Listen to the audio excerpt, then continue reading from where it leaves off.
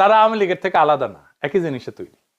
আওয়ামী লীগ বিরিয়ানি হইলে বিএনপি তেহারি, ভাত পোষলে খাওয়া যায়, বিরিয়ানি তেহারি পোষলে খাওয়া যায় না। এই দুটোই পচা জিনিস।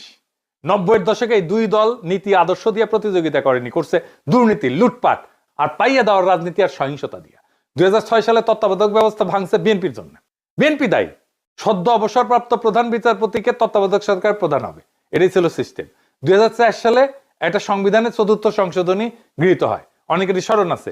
ওই সংশোধনীর মাধ্যমে বিচারপতিদের অবসরে যাওয়ার বয়সসীমা 65 থেকে 67 করা হয়, 2 বছর বাড়ানো হয়। এই বয়স বৃদ্ধির এই সিদ্ধান্তের পিছনে মূলত কাজ করছে পরবর্তী তত্ত্বাবধায়ক সরকার প্রধান কে হবে সেই হিসাব নিকাশ। সাবেক প্রধান বিচারপতি KM হাসানকে, যিনি একসময় বিএনপির রাজনীতির সাথে জড়িত ছিলেন, তাকে প্রধান উপদেষ্টা করাই ছিল এই সংশোধনীর মূল উদ্দেশ্য। যার ফল সামরিক শাসন, 1/11 এবং শেষ পর্যন্ত 15 বছরের ফ্যাসিবাদ। এই ফ্যাসিবাদ কায়েমের পিছনে পুরা দায় বিএনপি।